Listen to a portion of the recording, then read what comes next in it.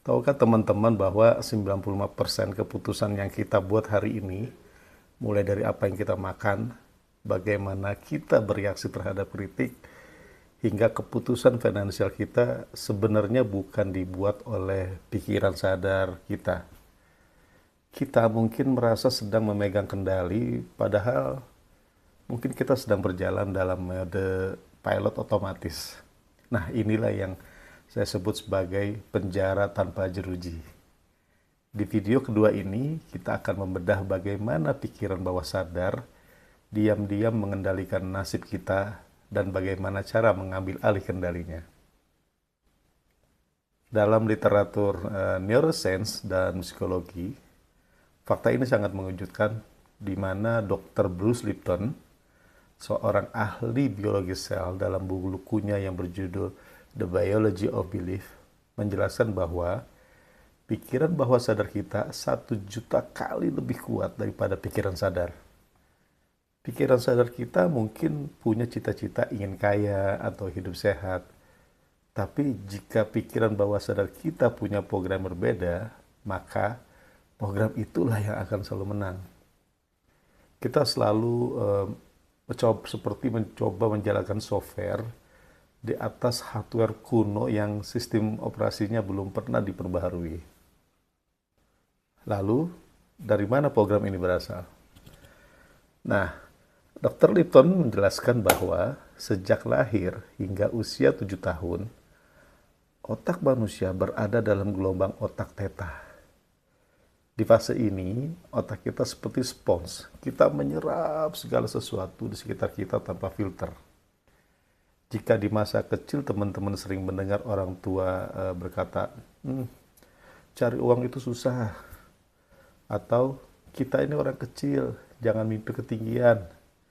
Nah, kata-kata itu terinstall sebagai program permanen di bawah sadar kita. Nah, itulah jeruji penjara yang tidak terlihat. Kita tidak sadar jeruji itu ada, tapi kita selalu merasa mentok saat mencoba melampauinya.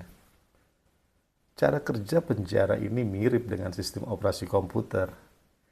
Jika ada virus di dalam sistemnya, mau sebaik apapun kita mengetik di keyboard, ya hasilnya akan tetap berantakan. Dalam framework Mindshift, langkah kedua kita adalah melakukan identifikasi program. Kita harus tahu virus apa yang sedang berjalan di dalam kepala kita. Salah satu referensi menarik lainnya datang dari Joseph Murphy dalam bukunya yang berjudul The Power of Your Subconscious Mind. Dia menekankan bahwa pikiran bawah sadar kita tidak bisa membedakan mana yang nyata, mana yang imajinasi. Dia hanya menerima apa yang paling sering Anda berikan padanya. Jika kita terus-menerus memberi asupan rasa takut dan keraguan, maka itu realistis yang akan Dia ciptakan untuk kita. Jadi, apa langkah praktisnya? Saya ingin teman-teman melakukan teknik yang bernama observasi pilot otomatis. Selama sisa hari ini, perhatikan reaksi spontan teman-teman saat ada masalah datang. Apakah reaksi pertama kita adalah mengeluh? Saat ada peluang, apakah reaksi pertama teman-teman adalah curiga? Nah, reaksi spontan itu adalah jendela untuk melihat isi pikiran bawah sadar kita. Catat tuh reaksi-reaksinya. Ingat, kita tidak bisa memperbaiki mesin jika kita tidak tahu bagian mana yang rusak. Keluar dari penjara tanpa jeruji ini membutuhkan kesadaran penuh. Seperti kata psikolog kenamaan Carl Jung, hingga Anda membuat pikiran bawah sadar menjadi sadar, Ia akan mengarahkan hidup kita dan kita akan menyebutnya sebagai takdir. Di video selanjutnya, kita akan bahas musuh terbesar dalam proses perubahan ini. Ada yang tahu? Ya, rasa takut. Kita akan bedah kenapa otak kita secara biologis sangat membenci perubahan.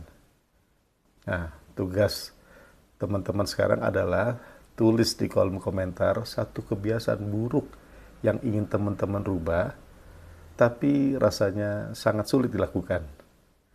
Mari kita identifikasi bersama apakah itu program dari masa lalu teman-teman. Saya Syukur Abdullah, teruslah berjalan, karena setiap kesadaran baru adalah satu kunci untuk membuka penjara mental kita. Sampai jumpa di video selanjutnya.